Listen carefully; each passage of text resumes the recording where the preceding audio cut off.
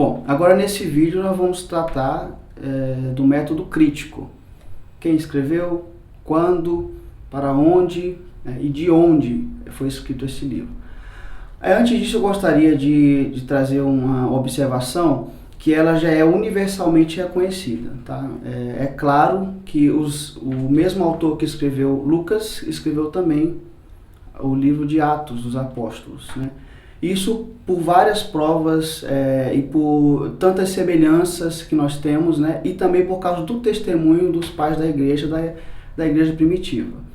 A gente vê que, por exemplo, esse versículo aqui de Lucas, o primeiro versículo, na verdade o capítulo 1, o versículo 3. Igualmente a mim me pareceu bem, depois de acurada investigação de tudo, desde sua origem, dar-te por escrito, ó excelentíssimo Teófilo, uma exposição em ordem.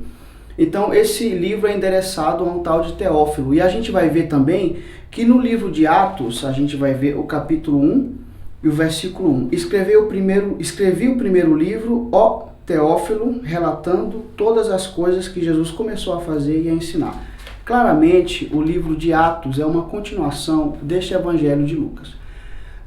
Além disso, a gente tem também várias semelhanças na questão de linguagem, o fato de grande parte da estrutura do livro, da história ser baseada em geografia. O autor de Atos é tão minucioso quanto o autor de Lucas, né?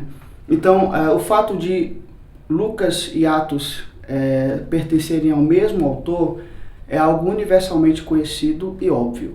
Então, quando eu trato aqui da autoria de Lucas, normalmente eu vou levar algumas questões lá no livro de Atos, né? Algumas podem servir como provas de que esse é o mesmo autor do Evangelho de Lucas. Agora, a gente vai se perguntar cuidadosamente quem escreveu, né, esse livro de Lucas. A gente vai ter primeiro o testemunho dos pais da igreja, como eu citei. Nós temos testemunho do primeiro século, do segundo século, do terceiro século, né?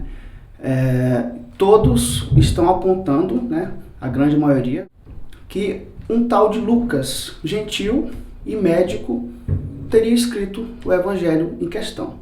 Temos Irineu, 185 depois de Cristo, né? Ele diz o seguinte, que Lucas escreveu este evangelho. A gente também vai ter o testemunho do Cânon Muratoriano. O Cânon Muratoriano é a mais antiga reunião dos livros canônicos do Novo Testamento que nós temos hoje. E no Cânon Muratoriano, a autoria de Lucas vai ser referida a este mesmo. Eusébio de Cesareia, ele escreveu o seguinte, Lucas escreveu o seu evangelho antes de João. Aí a gente vai ter testemunhos similares de Tertuliano, de Clemente de Alexandria, de Jerônimo, né? A tradição da igreja antiga e os pais da igreja estão apontando que um tal de Lucas, médico, gentil, escreveu este evangelho.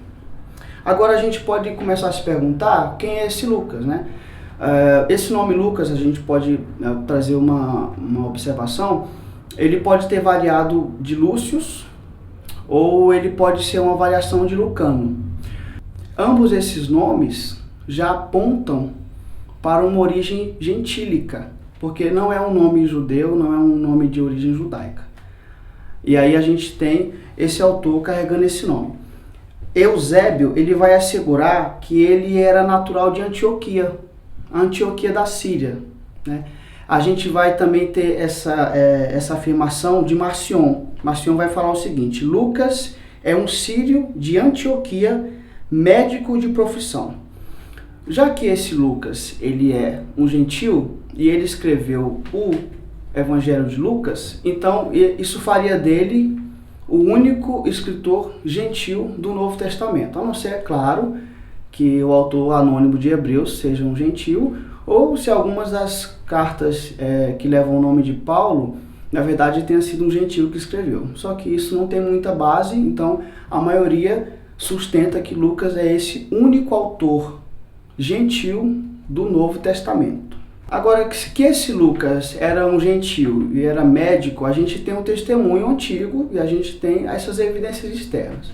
Agora, nós também temos evidências internas que descrevem ele, obviamente, claramente, como esse médico gentil, como esse esse que os pais da igreja estão testemunhando. Por exemplo, Colossenses capítulo 4, nós temos versículo 10 a 14. Paulo está listando em uma saudação todos os companheiros dele, os cooperadores que estão acompanhando, estão auxiliando ele de alguma forma. Daí ele primeiro vai citar os cooperadores da circuncisão, os que são judeus. E depois ele vai citar e vai distinguir dos judeus outros cooperadores que seriam gentios. E aí Lucas vai estar dentre esses que ele cita como um cooperador, né? Sendo subentendido que ele é esse gentio. Além disso, na mesma referência em Colossenses, Paulo vai chamar Lucas de médico amado.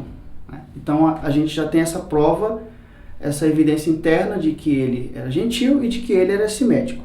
Esse Lucas que Paulo descreve, Paulo está citando ele porque nós também temos esse testemunho antigo da igreja de que esse Lucas era companheiro de viagem de Paulo. Isso fica claro quando a gente vai ler o evangelho o livro de Atos dos Apóstolos, e muitas referências em Atos, Lucas vai se colocar na primeira pessoa. Nós estávamos ali, nós fomos àquele lugar, nós viajamos até tal lugar, se colocando em pelo menos 3 das viagens missionárias de Paulo. A gente vai ter outra evidência interna em 2 Timóteo capítulo 4, versículo 11, que Paulo faz aquele tom de despedida, né, no livro de Timóteo, e ele diz no final: somente Lucas está comigo.